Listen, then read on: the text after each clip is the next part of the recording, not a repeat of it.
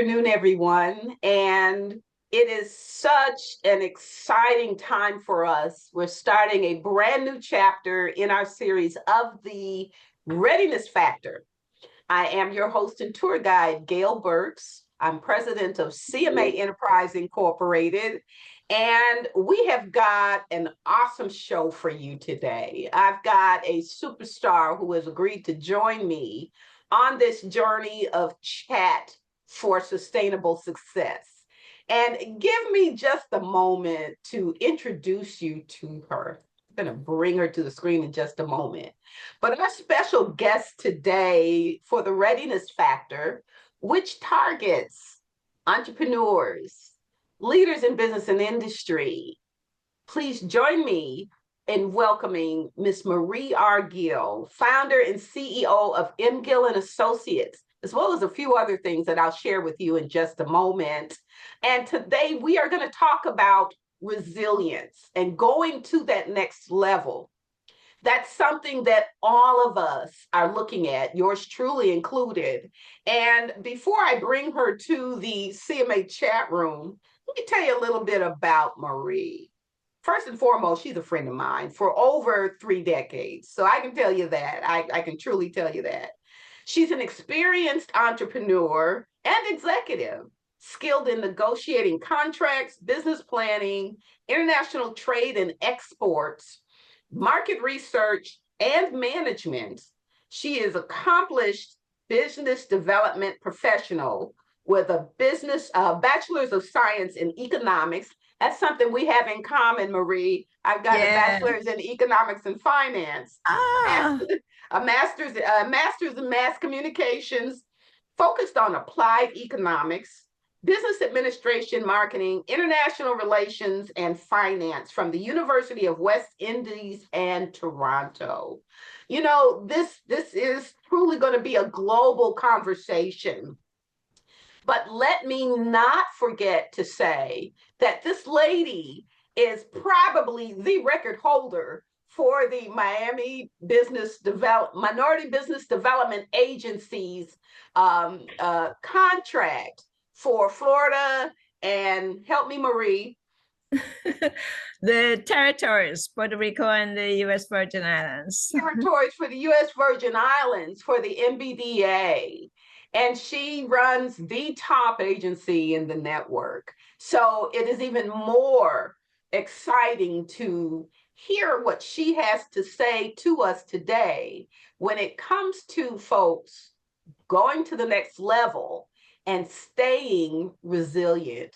Miss Marie, thank you so much for joining me today on this tableside chat to kick off our new year. How are you doing? Oh, God bless you, Gail. I am doing very well. Thank you so much. And thanks for this opportunity. It's always great. And it's always fun to be around you. We go back a long way. Speaking about resilience, you are a perfect example of resilience as well.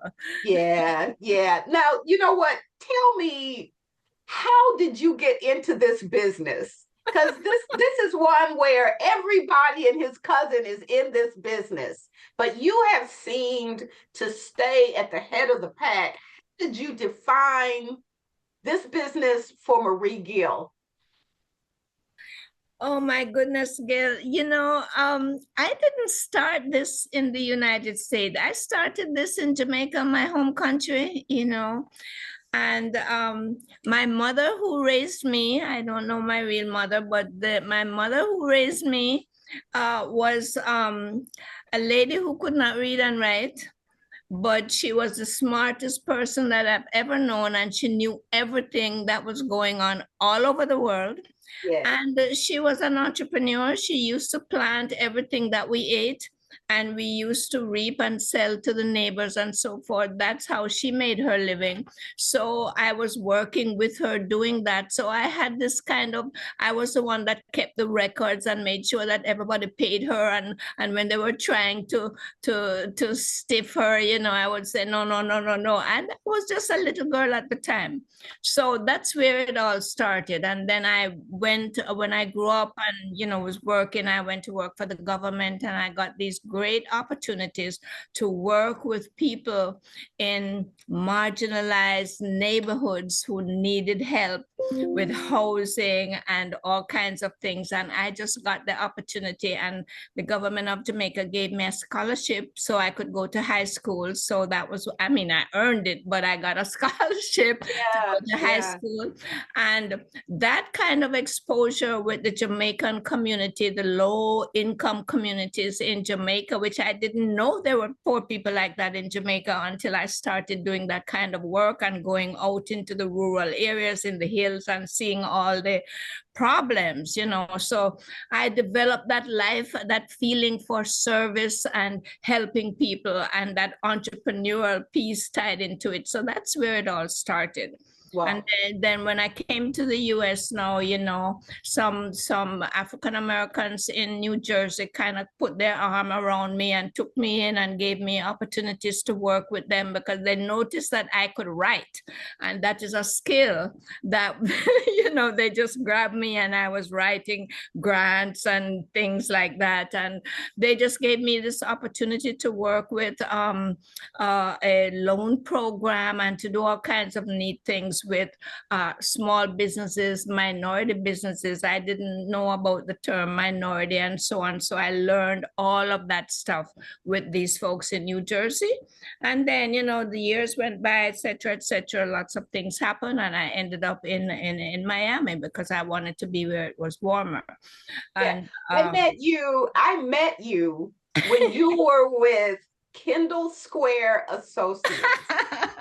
Now, most people don't even know who that is. So, you know, we've been around a long time. Exactly. You know, and remember Gill Associates.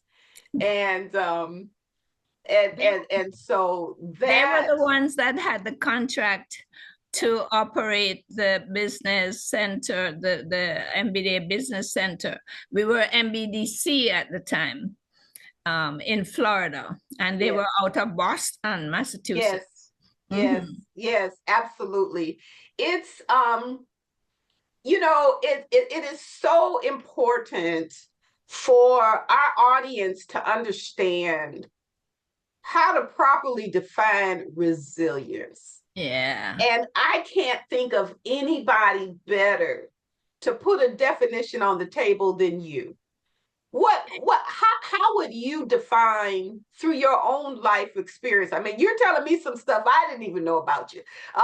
But from that standpoint of resilience, I've seen you go through the storm personally as well as business-wise, and you're still here. So give us some insights into what that defining resilience and how to protect it, because that's important as well. Well, you really have to know yourself, believe in yourself. Mm-hmm. And I know you're a goal-setting kind of person.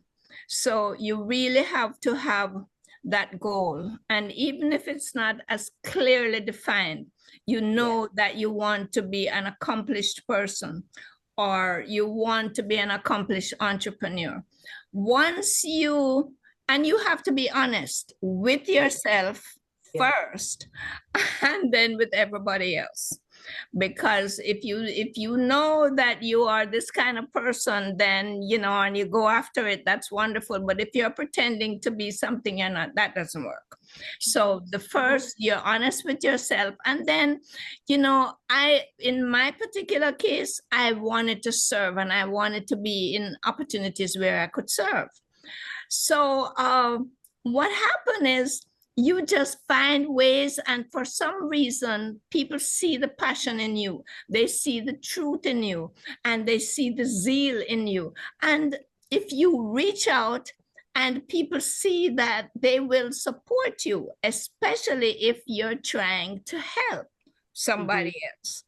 And so in my particular case, I was fortunate that I chose that route, you know, where I wanted to help. And people embraced me. Not everybody liked me now, you know, that it wasn't all glory all along the way. There were some people that Where's the choir? Where's the choir? Amen. who does she think she is? And coming from Jamaica, coming here, and I had all those different kinds of things. But there were more people who embraced me and supported me and helped me.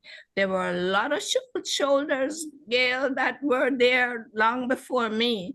So I just kind of jump on the shoulders of some of those people that started these things, and just committed myself and made it work. So I had a lot of downs, but I had a lot more ups than I did downs. Yeah. Talk to me though in terms of perseverance.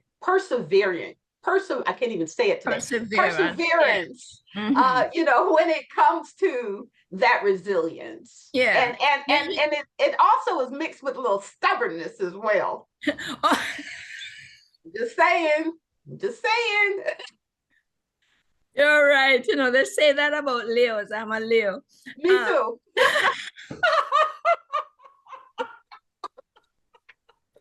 Listen, this is too much. See, we're learning something about each other today that we didn't even know. And okay, perseverance and industry will make the crooked straight, the rugged smooth, and the difficult simple. It sounds simple, but that's what perseverance is all about. When you get knocked down, you get up, right?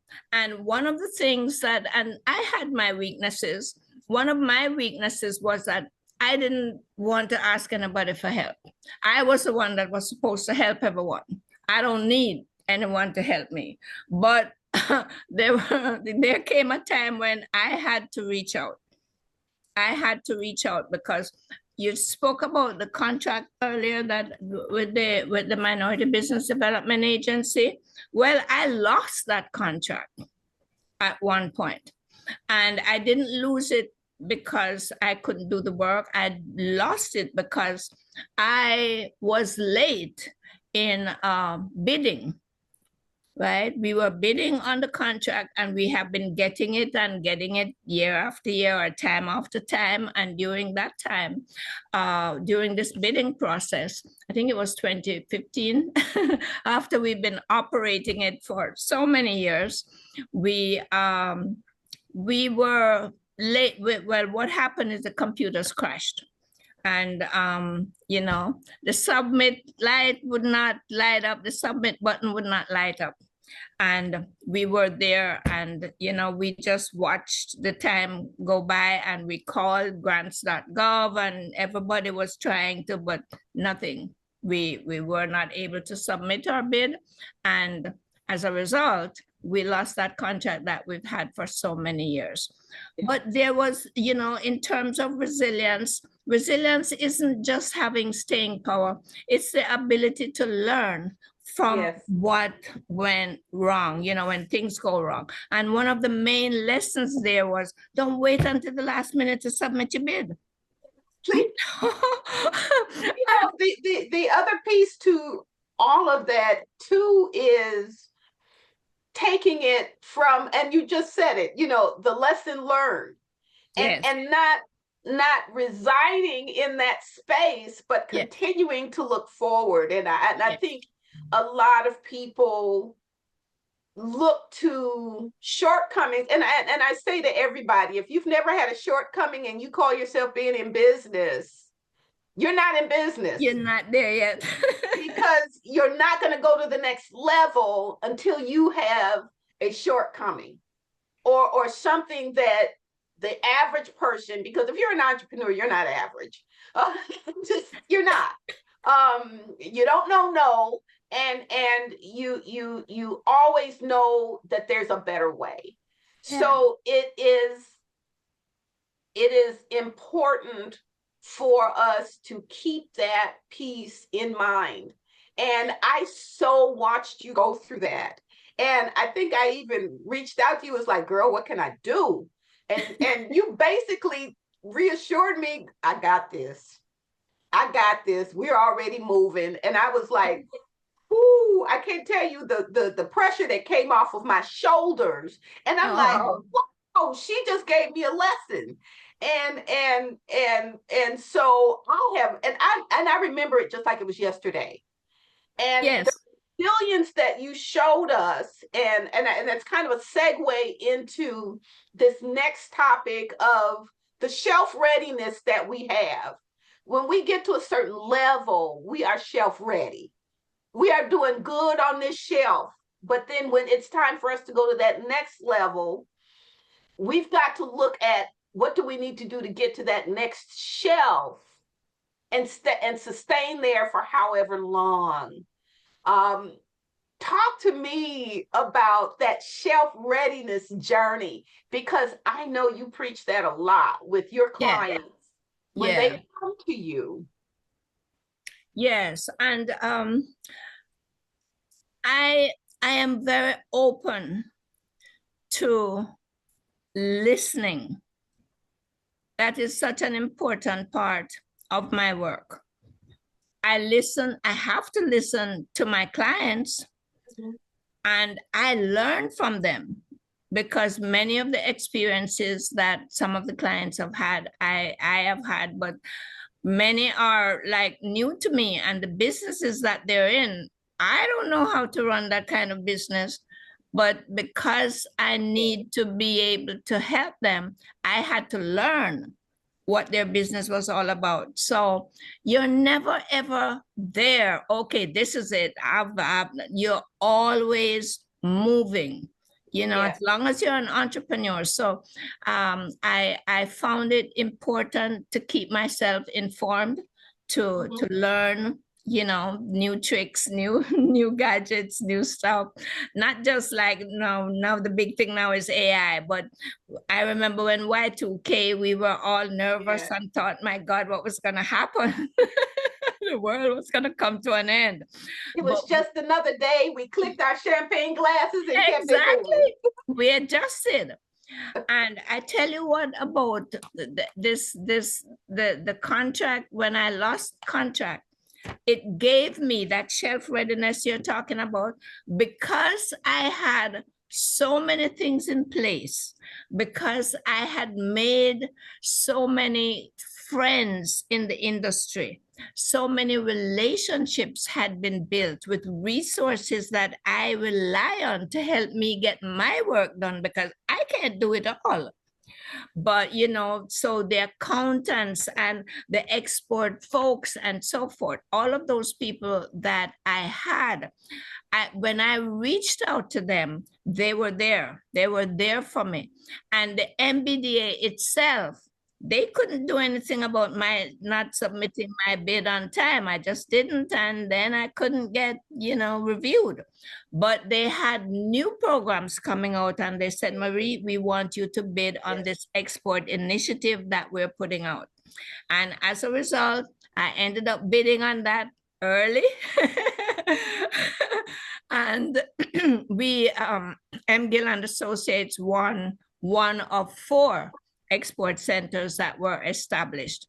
And now we are into the almost 15 years of running that, and we're the #1 export center. And then what happened? The business center came back, and I bid on it and won.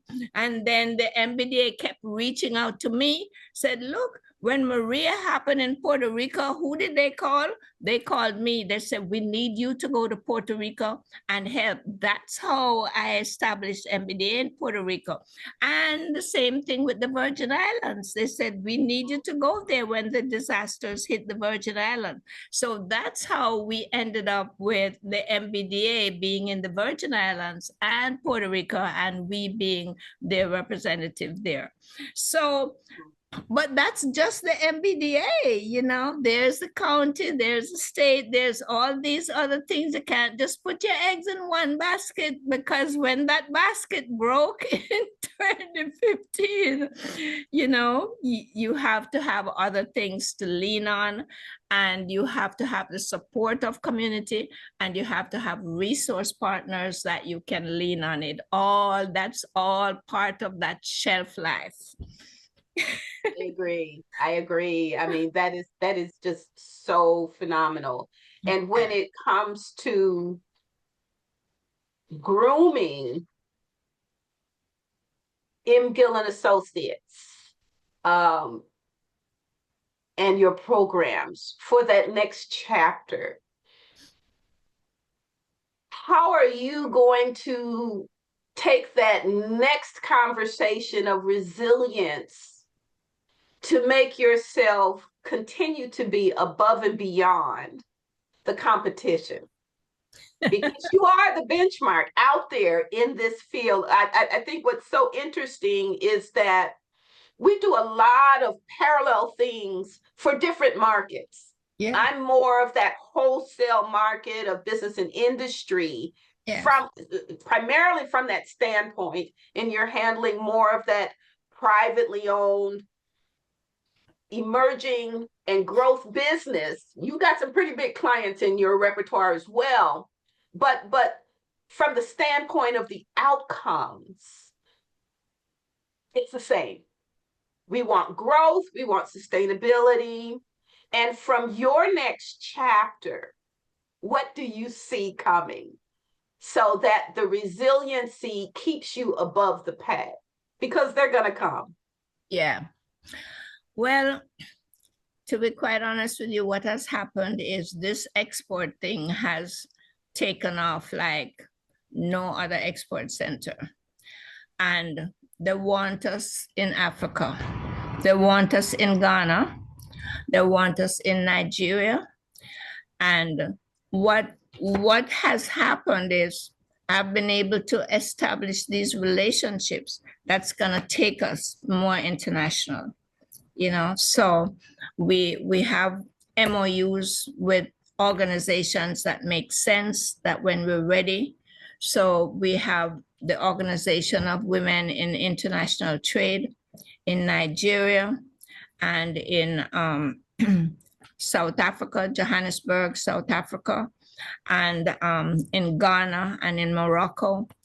And the Caribbean is, wow, you know.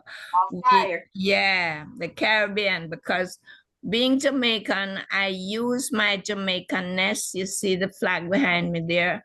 I use it when it is important, but it sort of just automatically opens some Caribbean doors for me, because you know how cultural we are. So, you know, as Black folks, we tend to want to make sure that we're supporting each other, you know, and as Caribbean folks, we are supporting each other. As women, we're supporting each other. So that's what is happening in the next chapter. It's really more international, and people are calling on me. They want Medweek in Johannesburg. It is still like an MBDA related thing, but that's the reputation that I come with. So I am getting offers from international firms that need to establish in the US. That is not the same as working with a minority company for the MBDA. That's an MGIL thing. So more of that kind of international work is coming my way, and it's going to be a great part of our future. Another thing is letting go of a lot of things and empowering my team so that they can get things done and I don't have to be there to dot the I's and cross the T's. So, and that is working very well, because I don't do this by myself, but for a very long time now, I had a problem letting go of some things, you know? Yes, yes. The Leo in me would not allow me to let go. But that is empowering your team and just making sure that you have the right hookups, you know. Absolutely, absolutely. I've always been a believer of, I may not know everything, but what I do know is who to call. Yes, who does. Yes. You know, we do have a few people. I see some comments coming through on LinkedIn. And Mark Van Wyck is calling in from the UK, and is a dear friend from South Africa as well. But being prepared and not denying failure. And I want to open up the mic to anyone who has any comments that they want to share, any conversation you want to have with Marie. Please feel free to join in the conversation. People tend to get shy too.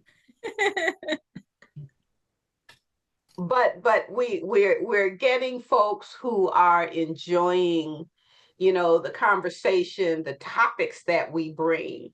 We've got a few more minutes, Marie, and one of the things that I'd like to do is if there are people who would like to get in touch with Gill and Associates and the MBDA. I've got on the screen the information that can be used, folks, to contact Marie and her team. Marie, why don't you share that with them out loud, if you don't mind? Right. So the name is Marie Gill. And the way to contact me is by email, marie@mgillonline.com. And please note that this Gill is Gill. It's the Black Gill, not the Spanish Gill. So marie@mgillonline.com, and the phone number 305-576-7888. Absolutely. Absolutely. She's got a great staff. Yeah. And it's just a thrill to be back in the connection with you again. And folks, we've got some opportunities coming up. We have our calendar out this year. And so we are working in conjunction with the efficiency and effectiveness that is a focus of the new administration coming in. And we'll be running our Lean Six Sigma classes this year, as well as the Lean Project Management and Entrepreneur classes. So check us out on the link that we have provided here. Seats are limited. So don't wait till the last minute, as Ms. Marie has said before. And Marie, as we move to close out this segment of the Readiness Factor, can you please give us some last golden nuggets that we can leave with our audience? Oh, wow. Thank you, Gail. I want to mention that it is very important that we remember where we came from and who helped us, and that we, to the extent we are able, always try to give back. And giving back can occur in so many ways. But if you can help a student, or if you can help another woman business owner, or another minority business owner, or if you can just lend a hand to someone. One of the things that I have done is I formed the M. Gill Her Foundation. And through that foundation, I am really focusing on helping women business owners.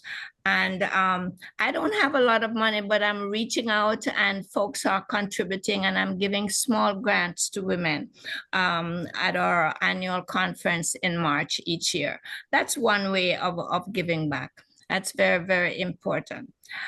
Another thing is, I have a phrase that I like to use, that the hills, be courageous. The hills are not nearly as steep as they seem.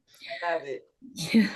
And I'd like for folks to have the courage to follow through on that decision that you've made, and if you're having trouble making the decision, sometimes a little, in internalizing can help.